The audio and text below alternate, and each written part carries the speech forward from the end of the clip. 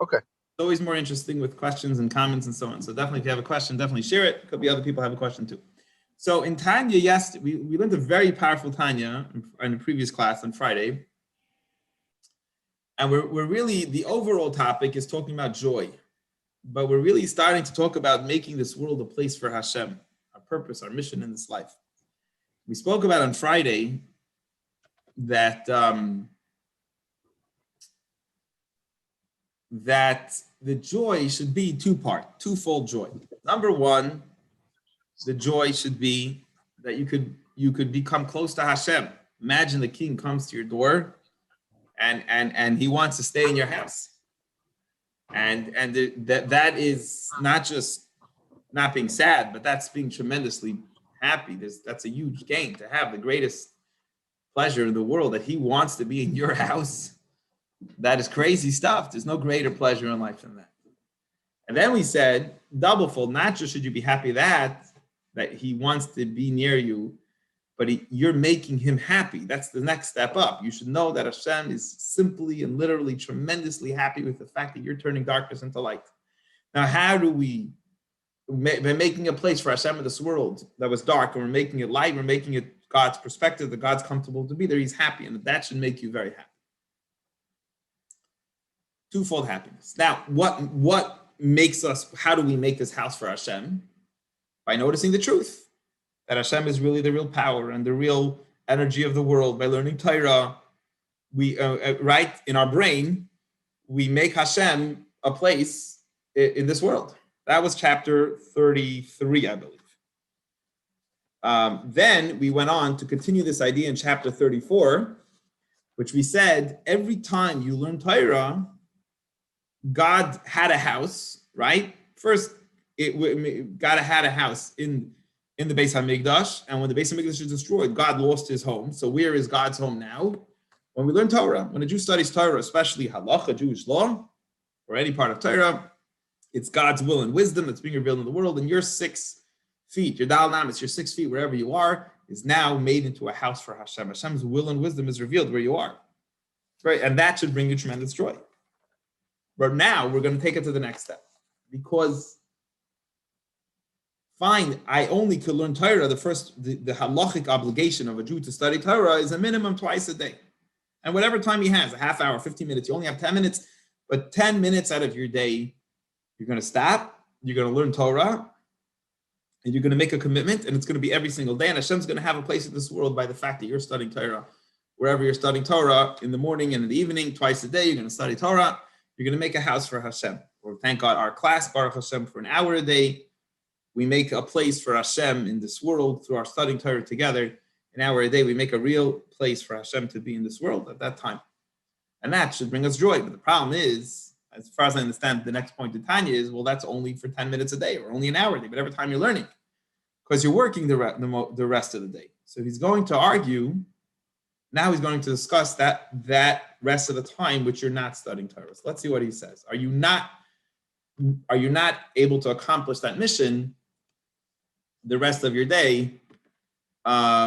Because, right, you're not able to, so you're only making Hashem for those times. What about the rest of the time? So he's going to address this question, this question that I'm mentioning over here right now. So let's see what he says.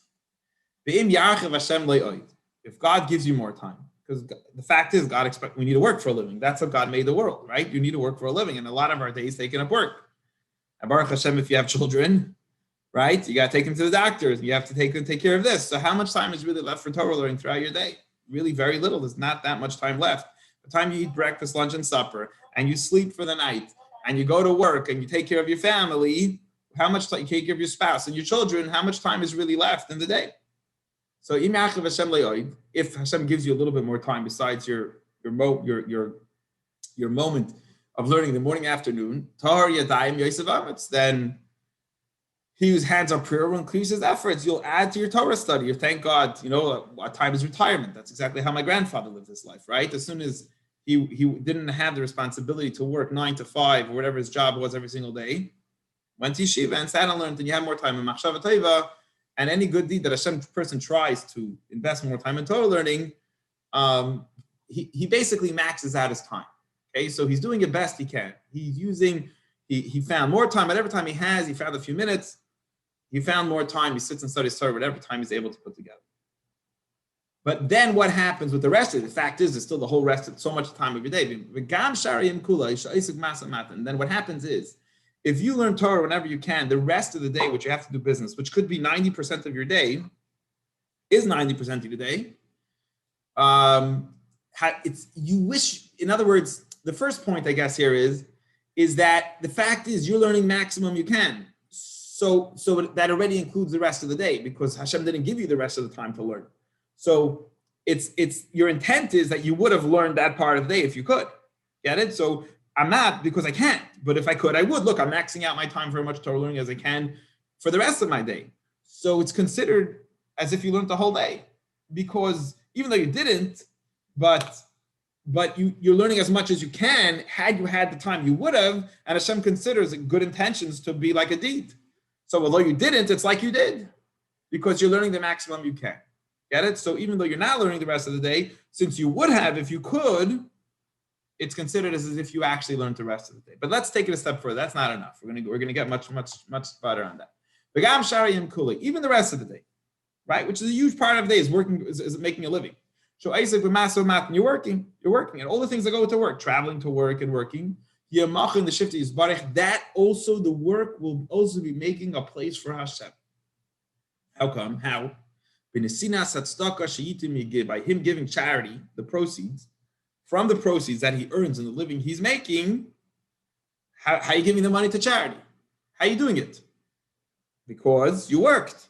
Oh, so your working is to give charity. Now, and charity is one of the greatest ways to make a house for Hashem. Why? What's so unique about charity that we're making a house for Hashem? Because that's God's character. God is giving. A giver, that's who he is. He made the world for no reason. He makes us for no reason, no benefit. He just gives and gives and gives and gives and gives. So you want to connect to Hashem? What better way is there than to give tzedakah? Mahu racham, just as he's merciful. Just like God is merciful. You want to tell me what God's personality is? If you look around the world, you'll see right away that God's merciful. He gives everybody life every single day and does so much for people for no reason, no benefit. Like it says in the book of Tikkunim in the Zohar, that God's right is kindness is his right arm. That's God's personality. If you want to talk about God's personality. So what are you doing by giving tzedakah? You're making a home for God, because that is God. That's God's personality. You want to get close to Hashem, you act like Hashem. How do you do that? By doing kindness.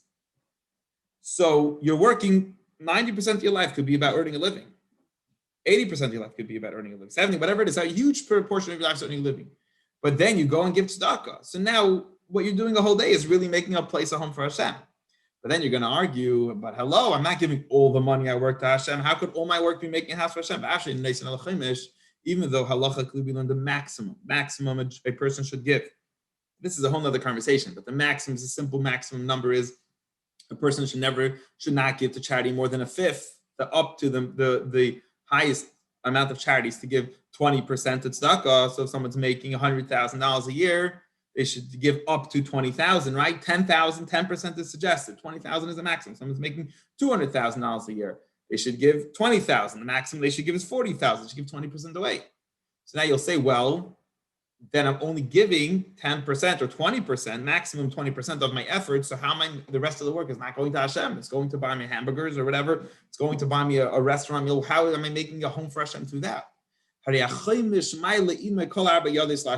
giving that fifth, that affects the whole fifth, all 100%. The Yismuch and the Shift Yisbarich to go together with it. So when you give to tzedakah, actually, 20% of your income to tzedakah, it's not like you're giving 20% to tzedakah. It's actually like you're giving 100% because you're doing everything you should. And what happens is all the energy, all the effort of your whole day, by working, you actually consider like all of it's going to Hashem by you doing the portion you should, and all goes together with it, and then everything becomes a home for Hashem.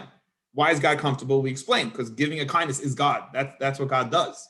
He gives and is kind. So when you do that, you're representing Hashem in this world, and God, you're making a home for a God. Like we know the rabbis say, that there's one mitzvah of charity, The shkula connected kol karbanos. It's equal to all the sacrifices that we've been discussing, the burnt sacrifice and the sin offering. To Hashem, giving charity is equivalent to all the sacrifices. And he explains an interesting thought on that, how we see that the 20% of charity will include 100%. Because the karbanos, when we brought a sacrifice, kol achai oida Hashem le'dei behemachas.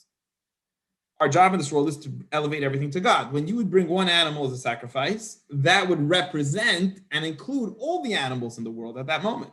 You don't have to burn all the animals to sacrifice them to Hashem. No, by bringing a representative, which is one animal, that represents all the animals in the world. And then all the vegetation of the world is brought by the flour offering and the oil offering that come from vegetation. Bring that on the altar, that represents everything else. So what happens is you're now making everything a place for Hashem. First of all, you're learning Torah, we said, whenever you can. And which means you would have learned more, but you can't. Hashem gave you a life. You also have to do exercise. You also have to eat breakfast, lunch, and supper. You have to do other things. But since you're maxing out, Hashem considers it like you would do more if you could. And a good thought is considered by Hashem already an act. That's number one. So it's as if you study Torah the whole day. If you're learning maximum what you can, you study Torah all day. You give charity how much you can. Same idea. It's like you gave all your money to charity. And therefore, what happens? All your work now it's like you gave all your money away to charity, which means all the sweat and effort and brain and energy you put into working is you all considered charity, and that's the most amazing place to give for Hashem. Right? So because why is God like it there? Because that's God's personality, is that He's giving and kind. So you're making Hashem in the world, like giving and kindness. You're making a home for Hashem. So you're really making Hashem smile. You're really making Hashem very close to where you are. This tremendous joy that's brought inside us. And Mavadzeh, besides what we're talking about, when you daven and learn, what happens? We're studying Torah now. You know, it takes energy to study Torah. It takes brain power. Brain power takes up a lot of energy. Or you have to come or you're going to daven, you're walking the shoulders, your whole body's involved, everything, all your energy is involved. What happens is everything you ate and drank to give you the energy to do this also is elevated to Hashem. You're continuously making a house for God. You learn, God's revealed where you are. You give tzedakah, God's revealed it because He's very comfortable there. You go and eat, all the food that you ate is now being used to do what? To sit and think, to learn to study Torah. And the 1/5 He gave away to charity, but 4/5 is using what? To eat. And what are you doing with that food? You're studying Torah. So now you're elevating it's another way you're at, not just because you gave away 1/5 to charity. You gave away the maximum you can. Everything else is considered like you gave it away. But you're now, even the 4/5 that you're benefiting from personally, you're going to shul and davening. Now you're elevating it again by going to shul and davening with together. Like we're going to explain later on this idea. So the bottom line is you are making a home for Hashem every single time you give charity, every time you learn Torah, and every time you eat, every time you learn Torah, all the energy that you use to get there is making a home for Hashem. And even times that you're not, because the 1/5 of charity carries with it the other 4/5, and the learning Torah as much as you can carries with it the rest of the day. So, and you're making Hashem's tremendously happy from you making a home for Him there. So A, you're very close to God, and B, God's super happy with you. How could you not be happy? This should bring a person tremendous joy. And to conclude this whole idea, he just wants to say that doesn't take away that in life, a person should not be on a high. Look how much he's doing for Hashem. You should be super happy. No, that doesn't you're happy for your godly soul, but it doesn't take away also the sadness sometimes when you see your animal soul, how much it's struggling. It's not a problem, he wants to argue now, to have both emotions at the same time. All these happiness that we're mentioning, right? We mentioned a lot of different happiness. Remember, even from the beginning, we discussed what if someone's financially having a hard time? Okay, this meditation. What if somebody is upset about they're ashamed of themselves? So all different kinds of things, all the happinesses that we've been talking about, how to be a positive, merry, happy person. It doesn't take away from a person also realizing that his animal soul, he's also part animal. And that it's challenged. It's disgusting sometimes. You know, the thoughts or the emotions, the jealousy you have, it's really low. The Lev Nishbar makes him a bitter, broken heart. He causes him humility, at the same time as being happy. So he's saying the fact that we're arguing you can have both emotions is not a contradiction. Why? Why can you have both? Because the bitterness and sadness you have is over one part of the animal package part of you. And your happy, joyous part is from the godly soul, and the godly spark. That's inside the godly soul, giving it life. Like he explained in chapter 31 a few chapters ago. And this idea is in the Zohar. The Zohar says